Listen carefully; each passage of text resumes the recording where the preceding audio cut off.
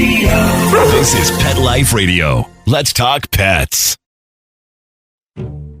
Cat lovers and feline friends, it's time for Adele Park's Quirky Catnips. Today on Quirky Catnips, we're airing a chapter of Quirky Cat Goes Splat by Adele Park. This frightfully funny tale is narrated by the ever-so-snarky Skitters the cat. Find out what happens when Skitters goes cattywampus for a kitten named Harriet. Tune in each week to hear a new chapter of Quirky Cat Goes Splat, only on Pet Life Radio. Meow Kitties! Audio Recording St. George presents Quirky Cat Goes Splat. Written, produced, and edited by Adele Park. Narrated by a full cast.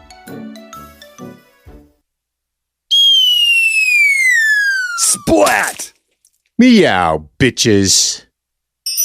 Twisted Tales by Skitters the Cat. Part 18.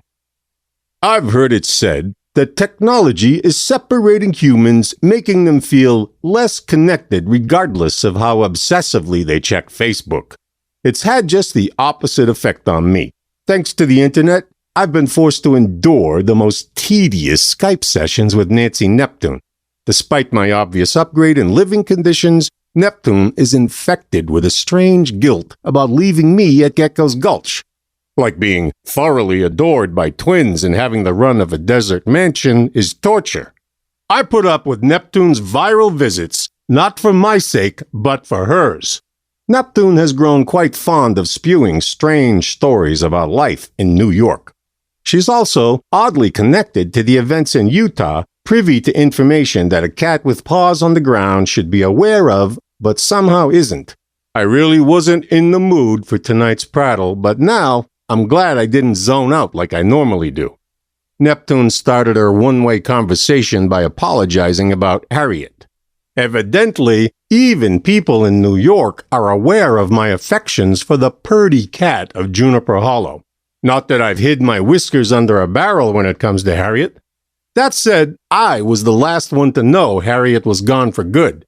When Orinda booted me out of her van like a smelly sack of stale fast food, my only thought was, wow, she let Harriet stay in?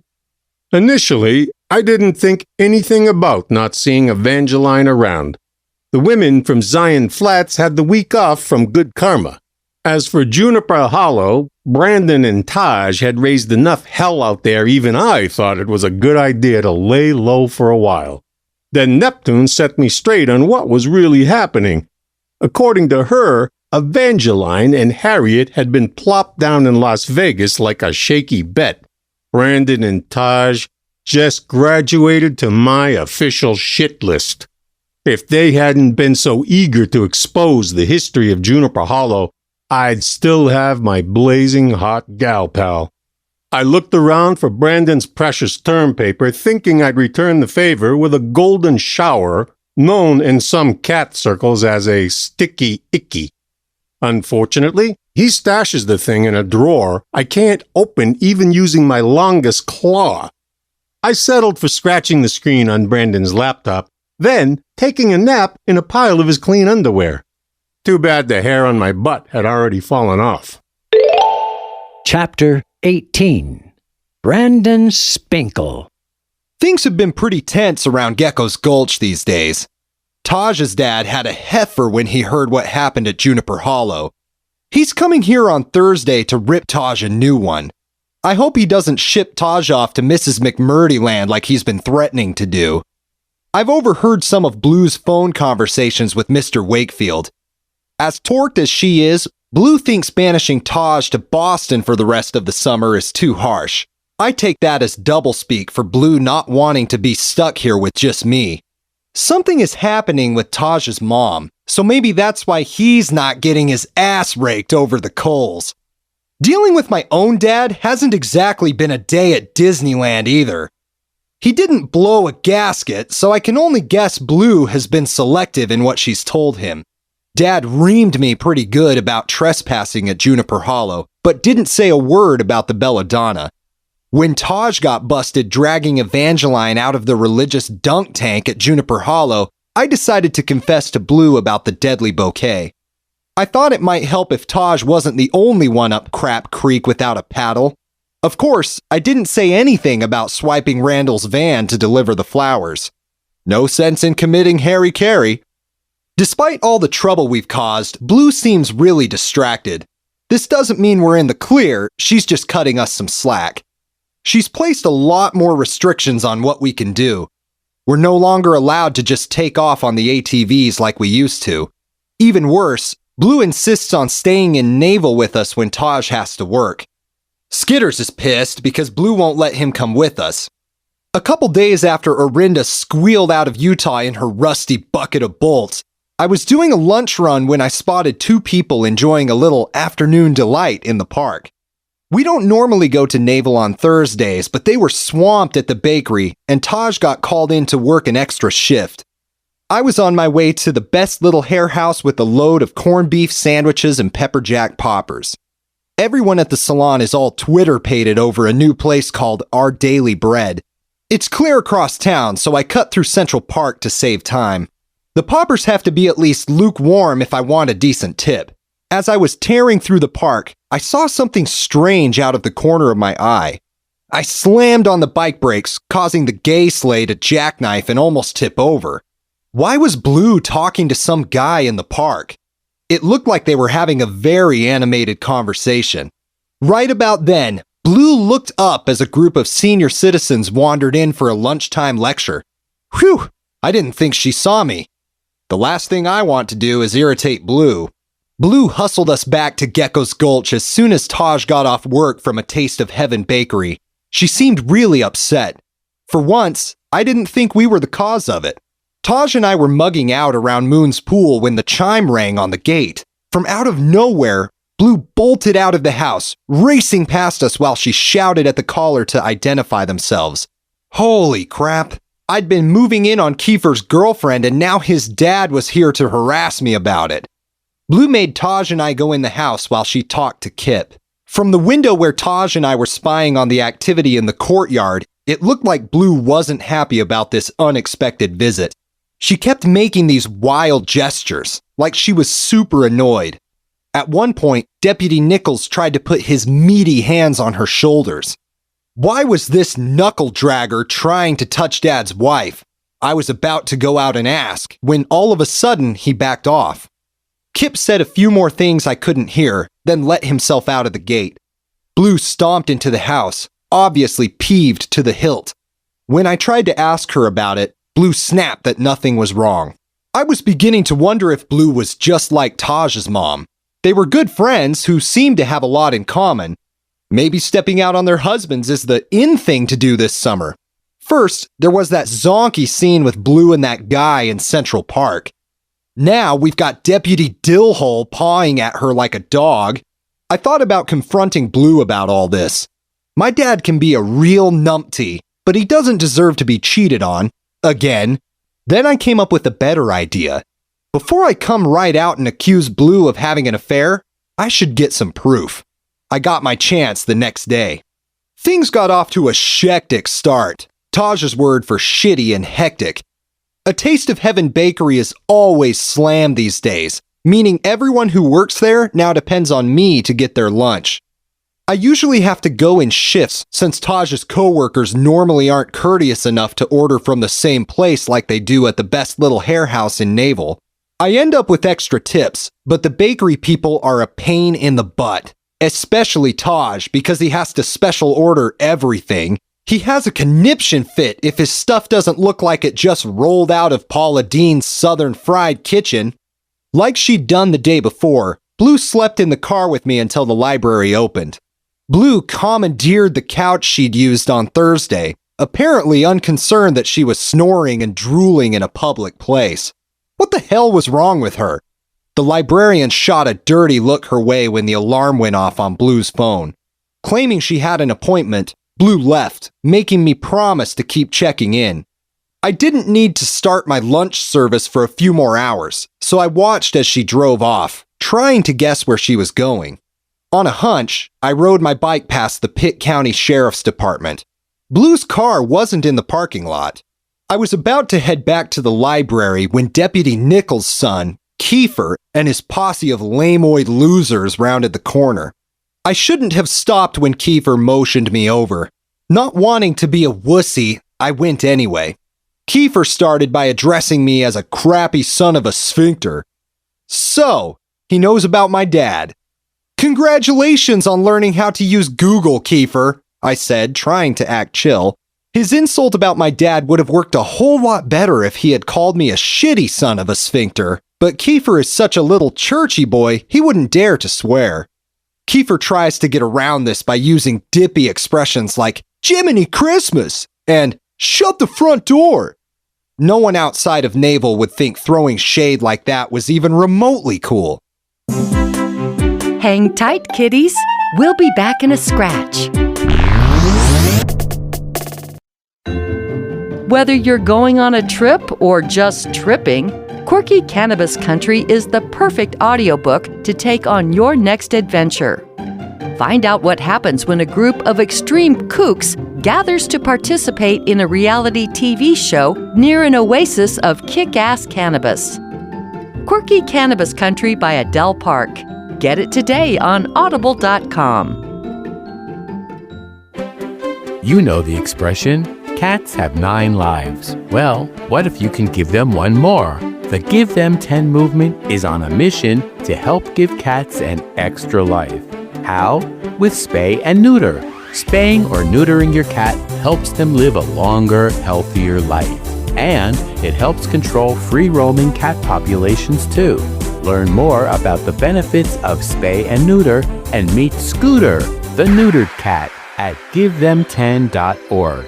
That's givethem10.org. Let's talk pets. Let's talk pets On Pet Life Radio. Pet Life Radio. PetLifeRadio.com. We now return to more of Quirky Cat Goes Splat by Adele Park on Pet Life Radio. By this point, Kiefer knew I had sent the belladonna bouquet to his girlfriend.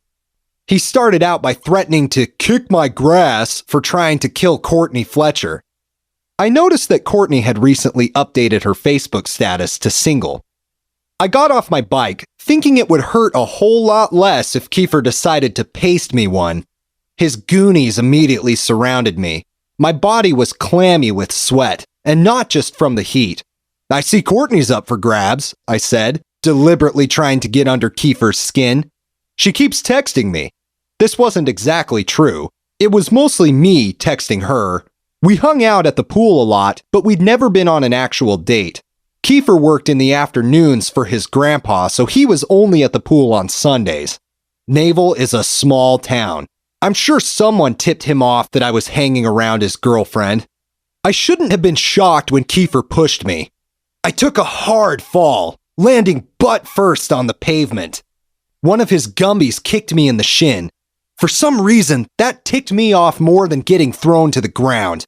I grabbed the guy by the ankle, trying to yank him down.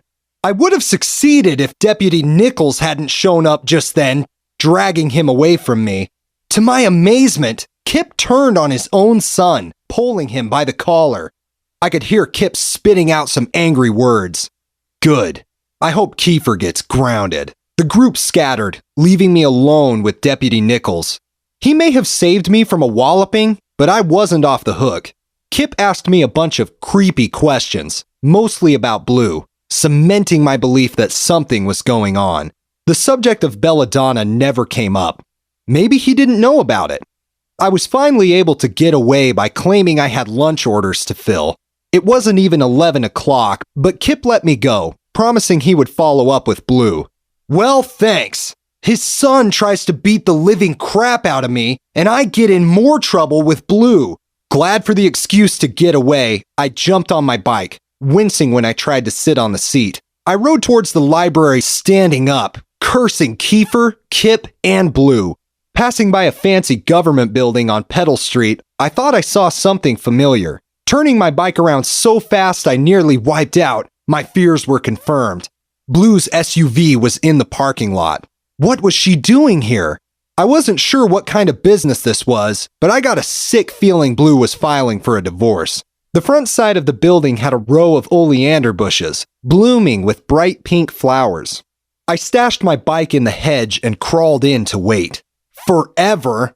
I passed the time messing around on my phone, finally texting Courtney to see if she wanted to have dinner sometime. It sounded ridiculous, even to me. What was I gonna do? Load her in the child carrier and ride her over to Our Daily Bread for a soup bowl? Courtney immediately texted back, "When?" I was really starting to sweat now.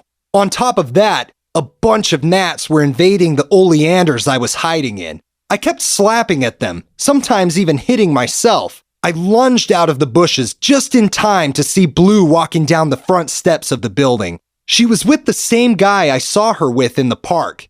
My suspicions were confirmed. Blue was dumping Dad for this pudwhacker. They were probably in there figuring out how to sue him like my mom did. Without thinking, I called out, "Hey Blue, who's your new boyfriend?" Under other circumstances, I would have been steamed by her reaction. Instead of acting guilty, Blue started laughing. The man who was with her didn't think it was very funny. Neither did I, especially when he addressed me as Brandon and asked me to step into the building with him. Oh no, maybe I'm in trouble about the belladonna. Or worse, what if they found out I stole Randall's van?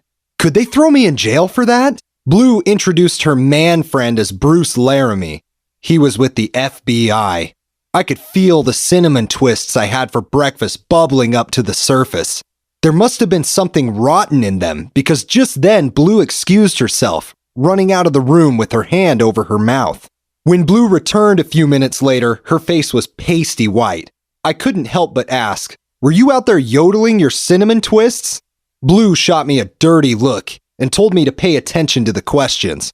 Mostly, they were about Nephi Stratton. When Mr. Laramie asked if I'd been on the property at Juniper Hollow, I said yes. I didn't know how many times, but it was a lot. I didn't see any point in lying. Blue already knew all about it. For some weird reason, Mr. Laramie didn't ask me about the night Taj found Evangeline in the baptism pool. Maybe he was saving up to grill Taj about that. The questions seemed to go on forever, and most of them didn't make any sense to me at all, especially the part about food stamps. I wasn't even quite sure what those were. I interrupted to tell Mr. Laramie I thought Evangeline's dad had been murdered. He wanted to know why I thought that, then told me Evangeline's dad was alive and well, living in a state prison somewhere in Nevada. This nugget of info really jacked up the thesis of my paper for American Studies. To my surprise, I've really gotten a kick out of trying to figure out what happened at Juniper Hollow. Now I've got this hinky idea that I want to be an investigative journalist. I may have been wrong about Evangeline's dad, but there was still a lot of stinky cheese in the refrigerator at Juniper Hollow. I'm glad Taj came out of the closet as the Prince of Pastries. It will make fessing up that I want to write for the school newspaper next year a lot easier to explain. The interview ended when Blue noted it was time for me to start my lunch deliveries. Thank God I've recently started having my customers text their orders so I don't have to waste time going to a Taste of Heaven bakery or the Best Little Hair House just to get them. As usual, Taj wanted something that took a whole page to explain. Fortunately, everyone was still hooked on Our Daily Bread, so I only had one restaurant to go to that day, even though it took 3 separate trips to get everything. I was pooped by the end of my deliveries. Taj's dad was picking him up at the bakery, so I rode back to Gecko's Gulch alone with Blue. She still wasn't looking too good. Finally, I just had to ask, "Blue, are you giving Dad the old heave-ho?" She seemed shocked by the question, assuring me she wasn't. "Then what's up with you and Deputy Nichols?" Instead of answering, Blue started to cry. "What's wrong?" I asked, suddenly worried. Blue pulled the car over, cranked up the AC, and laid it all out. A long time ago, Blue had an affair with Kip, even though he was married. She didn't know my dad when all this was going on, so I couldn't understand why she was so upset. Then she started gargling out a bunch of other stuff that had nothing to do with Kip. Something about growing weed and selling it in Boulder. I already knew about that. Her ex-boyfriend, Stephen Finch, works with my dad, so I knew they had a pot store in Boulder called Agent Orange. After she hooked up with Dad, Blue sold her share of the business. What I didn't know was that most of the weed was grown in the oasis near Gecko's Gulch. Blue assured me the plants were gone, and that Stephen was now growing his ganja in Boulder. I could have corrected her on this point, but again, I was trying to fly straight so Blue wouldn't take away any more of my freedoms. Okay, I said. You had an affair with Deputy Nichols a long time ago and you grew some weed. Is that it? Neither one of those things seemed like a big deal to me. Then Blue dropped a nuclear bomb by telling me she was pregnant, emphasizing it was Dad's baby. She didn't know what flavor yet, but had a hunch it was a boy. I didn't understand why this was bad news. What does Dad think? I asked. Blue started sobbing even harder. I wondered if she was going to yak again, thankful we were pulled over on the side of the road. Nothing makes me want to bow down to the porcelain god more than smelling someone else's puke.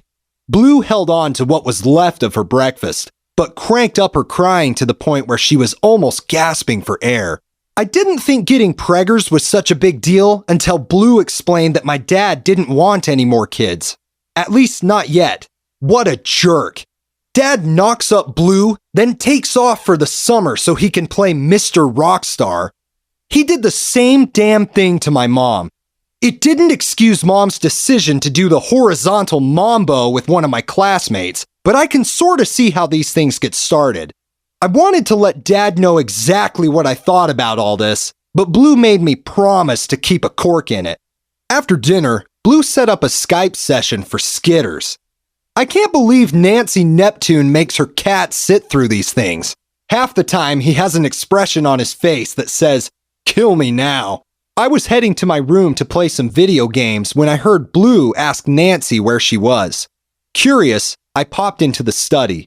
Most of the screen was taken up by Neptune's face, which is polka-dotted with numerous piercings. There was no mistaking the background.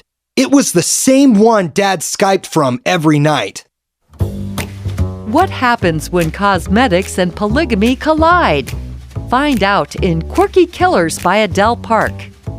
Take a trip to quirky polygamist country, where one of the local brides is just itching to get her husbands to heaven in a hurry. Quirky Killers. Get it today on audible.com. You'll die laughing. Let's Talk Pets every week on demand, only on PetLifeRadio.com.